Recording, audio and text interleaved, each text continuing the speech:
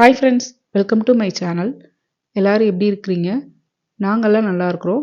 Video போட்டே 2 வாரத்துக்கு மேலே ஆச்சு. இந்த எல்போ பெயின், அப்புறம் ஷாப்பிங்கு அப்படி இப்படின்னு நிறைய ஒர்க் இருந்தது. அதனால தான் வீடியோ போடவே முடியலை. ஒரு சில சேஞ்சஸ்லாம் இனிமேல் வரப்போகிற வீடியோவில் பார்க்க போகிறீங்க. அது என்னங்கிறத வீடியோவை ஃபுல்லாக பார்த்து தெரிஞ்சுக்கோங்க. இன்றைக்கி டியூஸ்டே, பசங்கள்லாம் ஸ்கூலுக்கு போயாச்சு. பசங்க ஸ்கூலுக்கு போனதுக்கப்புறமா நான் நல்லா ஒரு தூக்கம் போட்டாச்சு.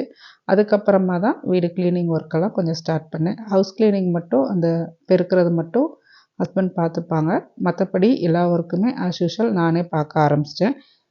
லஞ்சுக்கு அரிசி பாஸ்மதி ரைஸ் ஊற போட்டிருக்கேன். ஊற போட்டுட்டு கொஞ்சம் பாத்திரம்லாம் கழுவ வேண்டியிருந்தது. காலையில் பசங்களுக்கு பொங்கல் செஞ்சு கொடுத்துருந்தேன். அதனால் கொஞ்சம் நிறைய பாத்திரம் வந்த மாதிரி ஆயிடுச்சு. லஞ்ச் பாக்ஸ்க்கு பொங்கல் பேக் பண்ணி கொடுத்து விட்டுருக்கேன். பிரேக்ஃபாஸ்ட்க்கு இட்லி சாப்பிட்டாங்க. நாங்கள்லாம் இட்லிக்கு பதிலாக பொங்கல் இருந்ததுனால பிரேக்ஃபாஸ்ட்க்கு பொங்கல் சாப்பிட்டோம். லஞ்சுக்கு மஷ்ரூம் இருக்குது. அதனால் மஷ்ரூம் பிரியாணி மாதிரி பண்ணலான்னு சொல்லிட்டு அதுக்கு ரெடி பண்ணுறேன். மஷ்ரூம் பிரியாணி பண்ணி ரொம்ப நாள் ஆச்சு. தொடர்ந்து நான்வெஜ் பிரியாணியாகவே பண்ணிக்கிட்டு இருக்கோம். அதனால் இந்த வாரம் நான்வெஜ் எதுவுமே எடுக்கலை.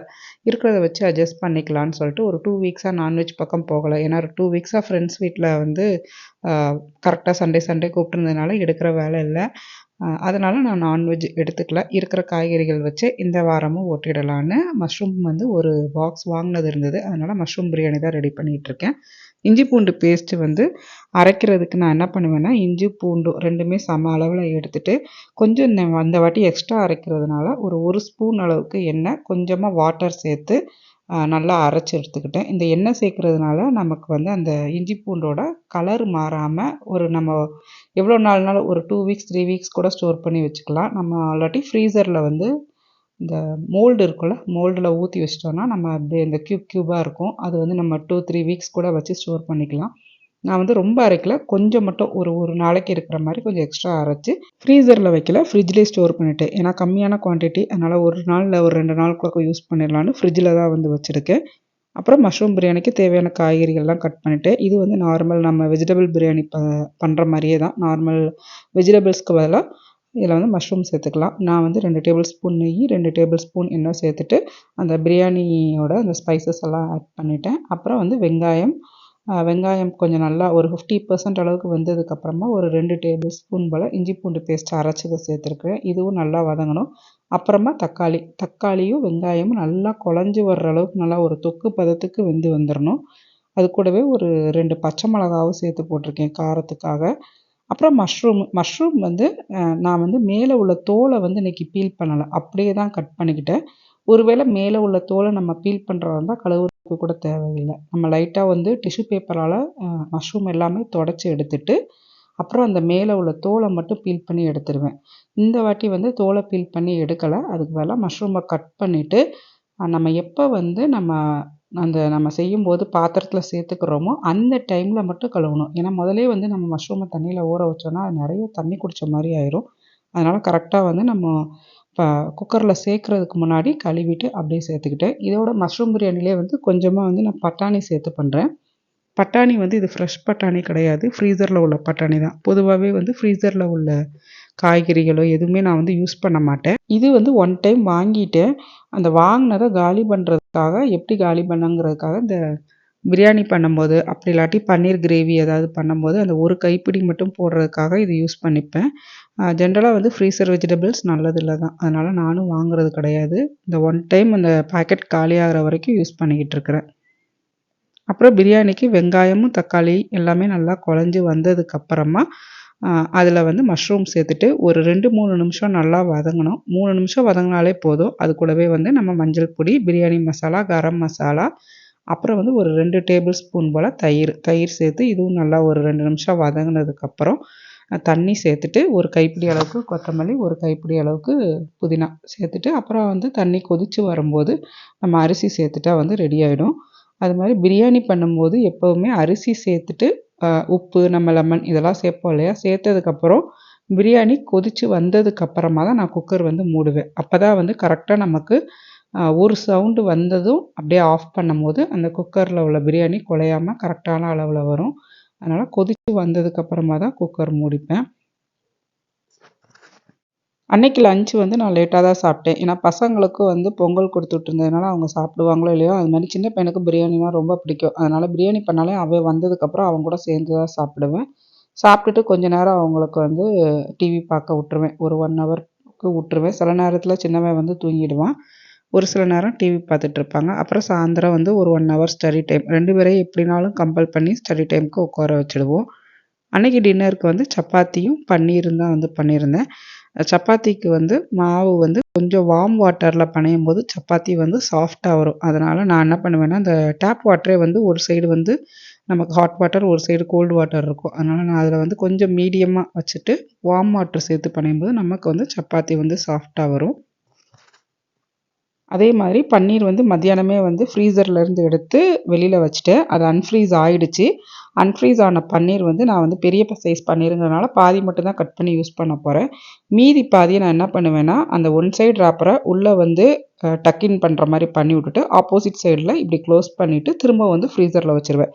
இந்த மாதிரி நம்ம டச் பண்ணாமல் பன்னீர் யூஸ் பண்ணும்போது அது கெட்டு போகாமல் இருக்கும்.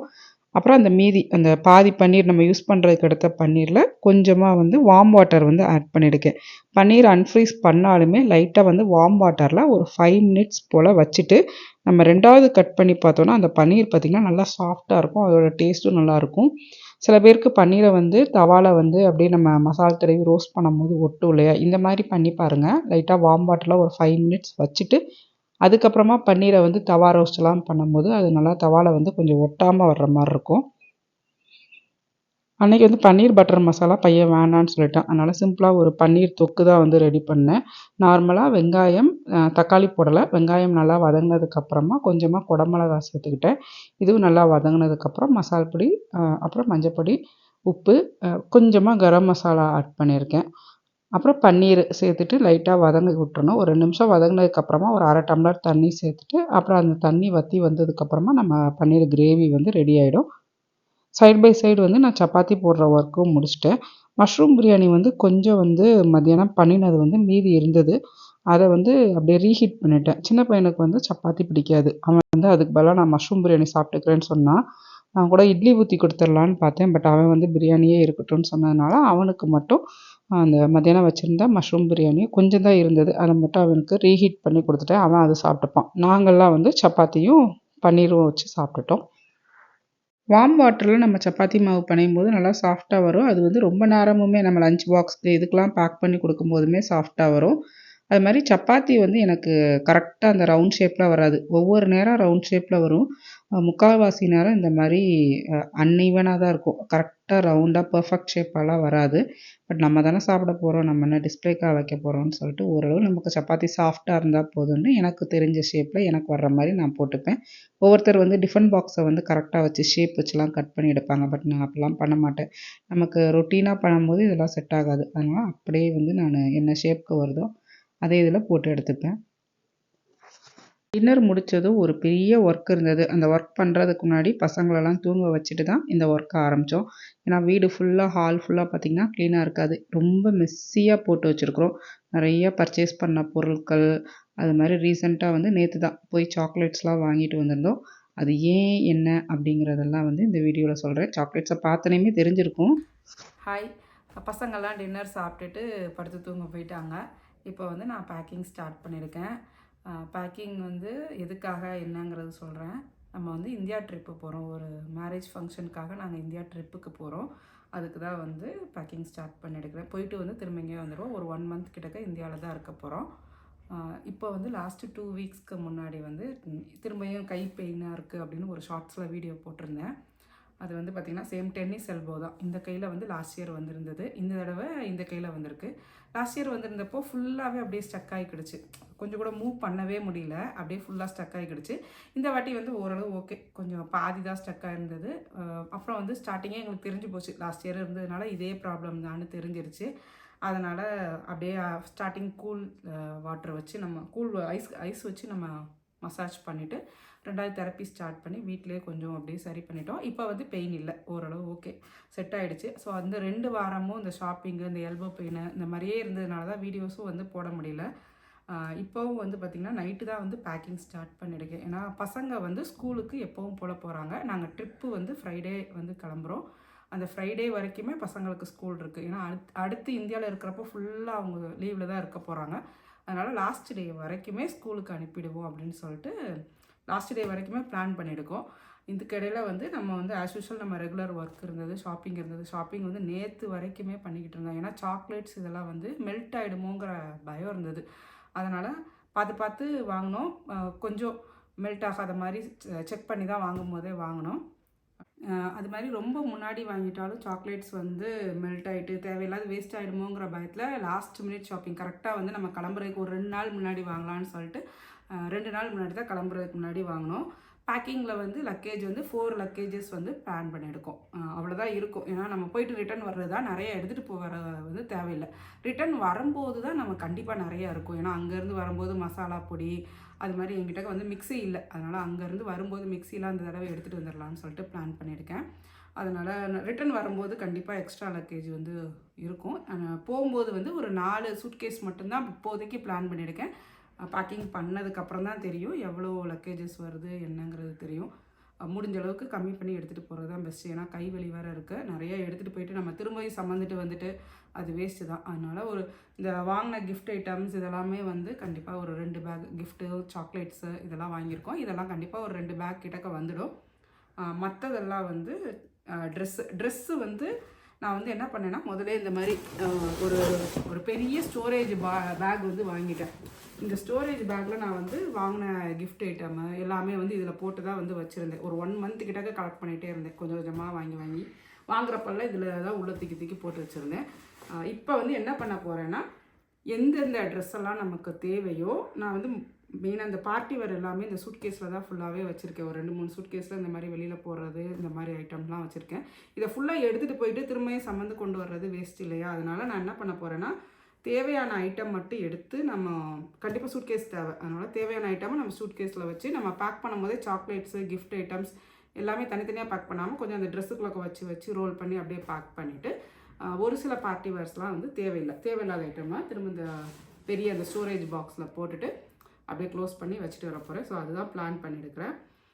இப்போ வந்து இன்றைக்கி நைட்டு வந்து ஒரு 2 லக்கேஜ் மட்டும் முடிச்சிடலான்னு பார்க்குறேன். டோட்டலாக 4 சூட்கேஸ் பிளான் பண்ணியிருக்கேன். அந்த 4ல் 2 இன்றைக்கி முடிச்சுட்டு மீதி 2 அப்புறமா பண்ணிக்கலாம் அப்படின்னு சொல்லிட்டு இன்னொரு 2 டேஸ் இருக்குது. அதுக்குள்ளே முடிச்சிடலாம். அப்புறம் வந்து ஃபுட்டு வந்து இங்கேருந்து தான் பண்ணி எடுத்துகிட்டு போகிறேன். பசங்களுக்கு மட்டும் இட்லியும் சப்பாத்தியும் மட்டும் பண்ணி எடுத்துகிட்டு போயிடலான்னு சொல்லிட்டு பிளான் பண்ணிக்கிறேன். பண்ணியில் செஞ்சு எடுத்துகிட்டு போயிடலான்னு பசங்களுக்கு இட்லி சப்பாத்தி மட்டும் செஞ்சு எடுத்துகிட்டு போயிடலான்ட்டு பிளான் பண்ணியிருக்கிறேன். ஏன்னா பையன் வந்து சின்ன பையன் வந்து வெளியில் உள்ள ஃபுட் எதுவுமே சாப்பிட மாட்டான். அவனுக்கு பிடிக்காது. அவனை வந்து கொஞ்சம் நிறைய ஃபுட் ரெஸ்ட்ரிக்ஷன்ஸ் இருக்குது அவனுக்கு. அதனால் மெயினாக அவனை கனெக்ட் பண்ணி தான் எடுத்துகிட்டு போகிறேன். பெரியவனுக்கு வந்து பிரச்சனை இல்லை. அவன் என்ன கொடுத்தாலும் அட்ஜஸ்ட் பண்ணிப்பான், சாப்பிட்டுப்பான். அப்புறம் கொஞ்சம் ஃப்ரூட்ஸும் கட் பண்ணி எடுத்துகிட்டு போயிடலாம். ஏன்னா கட் பண்ணாமல் ஃப்ரூட்ஸ் வந்து எடுத்துகிட்டு போக முடியாது. ஐ திங்க் அலோவ் பண்ண மாட்டாங்க. நான் மோஸ்ட்லி இதுக்கு முன்னாடி ட்ராவல் பண்ணுறப்பலாம் ஃப்ரூட்ஸை ஃபுல்லாக கட் பண்ணி தான் எடுத்துகிட்டு போனேன். அதனால் இந்த வாட்டியும் ஃப்ரூட்ஸை கட் பண்ணி எடுத்துகிட்டு போயிட்டு அப்புறம் இட்லி அண்ட் சப்பாத்தி மட்டும் ட்ராவல் லக்கேஜில் வந்து நம்ம செக்இனில் வச்சுக்கலாம் அப்படின்ட்டு பிளான் பண்ணியிருக்கேன். அது மாதிரி என்னென்ன ஐட்டம் வந்து நம்ம பேக் பண்ணி எடுத்துகிட்டு போகணுமோ இதை வந்து ஃபஸ்ட்டே முதலே ஒரு லிஸ்ட்டாக வந்து எடுத்து வச்சுட்டேன். நோட்டில் வந்து எழுதி வச்சுட்டேன் எது எடுத்துகிட்டு போகிறோம். ஏன்னா ஏதாவது மிஸ் பண்ணிட்டா கூட நம்ம திரும்ப வந்து எடுத்துகிட்டு போகிற தூரம் கிடையாது இல்லையா? அதனால் முதல்ல எழுதி வச்சுருக்கிறேன். ஸோ பேக்கிங் பார்த்திங்கன்னா என்னென்ன பேக் பண்ணணும் அப்படிங்கிறதெல்லாம் நான் எழுதிக்கிட்டேன். பேசிக்காக வந்து நம்ம கிஃப்டெல்லாம் வாங்கியிருந்திருப்போம்ல, ஒவ்வொருத்தருக்கும் ஒவ்வொரு மாதிரி கிஃப்ட்டெல்லாம் வாங்கியிருப்போம். அதெல்லாம் கனெக்ட் பண்ணி எழுதிக்கிட்டேன். அது தவிர பேசிக்காக என்ன தேவை இருக்குமோ அதெல்லாம் எழுதிட்டேன். தென் பேக் நம்ம வந்து கேரி பண்ணுற லக்கேஜ் இருக்குல்ல, அதில் வந்து பசங்களுக்கு வந்து கண்டிப்பாக ஒரு ஆல்டர்னேட்டிவ் ட்ரெஸ்ஸு எக்ஸ்ட்ராவாக இங்கே வந்து வின்டர் இருக்குது. அந்த வின்டர் சாக்ஸே வந்து நம்ம நார்மலாக சென்னை கிளைமேட்க்கெலாம் வந்து செட் ஆகாது. அதனால் நார்மல் சாக்ஸ் வந்து வச்சுட்டு நம்ம தேவைப்பட்டால் மாற்றிக்கலாம் அப்படிங்கிறதுக்காக எழுதியிருக்கேன். தென் ஃபுட்டு வந்து பசங்க வந்து ஃப்ளைட்டில் கொடுக்குற ஃபுட்டு வந்து சின்ன பையன் கண்டிப்பாக சாப்பிட மாட்டான். அதனால் அவனுக்கு யூஸ்வலாகவே நான் இட்லி அண்ட் சப்பாத்தி பேக் பண்ணி எடுத்துப்பேன். அதனால் அதை எடுத்துருக்கிறேன். தென் ஸ்நாக்ஸு ஸோ ஒரு சில லக்கேஜஸ்லாம் வந்து நம்ம செக்இனில் பண்ண முடியாது. ஸ்பீக்கர் வந்து நான் வாங்கியிருக்கேன் கிஃப்ட்டில் வந்து. ஸோ அது வந்து செக்இனில் பண்ண முடியாது. அதுக்காக நம்ம கேரி பண்ணுற லக்கேஜில் எடுத்துகிட்டு போயிடலாங்கிறதுக்காக எடுத்திருக்கேன். கேமரா, டேபு, சார்ஜரு, ஃபோனு இந்த மாதிரி ஐட்டம்ஸ்லாம் வந்து நம்ம வந்து செக்இனில் போட முடியாது. அதெல்லாமே எடுத்து வச்சுருக்கிறேன். பவர் பேங்க் வந்து எக்ஸ்ட்ரா எடுத்திருக்கேன். தென் பசங்களுக்கு வந்து வெட் வைப்ஸு, ஃப்ரூட்ஸு, கர்ச்சிப் இந்த மாதிரி தேவைப்படுற ஐட்டம்லாம் வந்து நான் தனித்தனியாக எடுத்து வச்சுட்டேன். ஸோ இந்த மாதிரி என்னென்ன தேவையோ பேக்கிங் நம்ம செக்இன் லக்கேஜில் போடுறதுக்கு தனியாக, நம்ம கையில் வந்து கேரி பண்ணுற லக்கேஜில் என்னென்ன வேணும் அப்படிங்கிறது தனியாக எடுத்திருக்கேன். ஏதாவது மிஸ் பண்ணிவிட்டு போயிட்டால் திரும்ப வந்து நம்ம அங்கேருந்து திரும்ப வந்து வாங்கினது நம்ம பொருளை மிஸ் பண்ணிட்டா கூட பரவாயில்ல, பட் மற்றவங்களுக்கு கொடுக்குறதுக்கு வாங்குறது எதுவும் மிஸ் பண்ணி போயிட்டா நம்ம வந்து திரும்ப அது வேஸ்ட்டாக போயிடும். அதனால் வந்து அதை மறக்காமல் இருக்கணுங்கிறதுக்காக முதலே வந்து எழுதி வச்சிட்டேன்.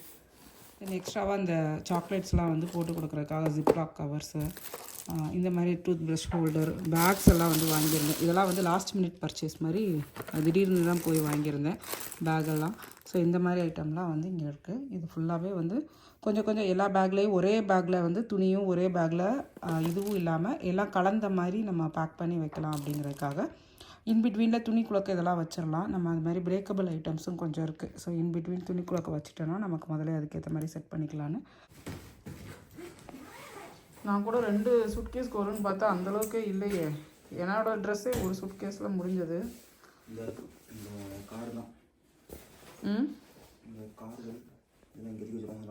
டாக்குமெண்ட்ஸ் எல்லாமே வந்து அது மாதிரி எடுத்துகிட்டு போகணும். அதெல்லாம் வந்து பேக் பண்ணிகிட்ருக்குறோம்.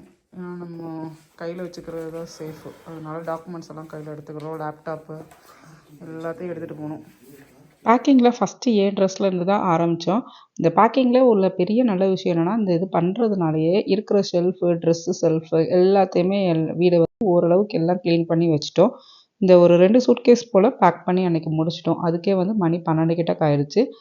ஆனதும் ஆச்சு. கிச்சனில் உள்ள பொருள் எல்லாமே அப்படியே க்ளீன் பண்ணி வச்சிடலாம். கிச்சனை மட்டும் ஏன் விடணும் அப்படின்னு சொல்லிட்டு ஃப்ரிட்ஜு மட்டும் ஸ்டார்ட் பண்ணோம். அன்றைக்கி வந்து ஃப்ரிட்ஜில் உள்ள டோரில் உள்ள ஐட்டம்ஸ் எல்லாமே ஃபஸ்ட்டு எடுத்துட்டோம்.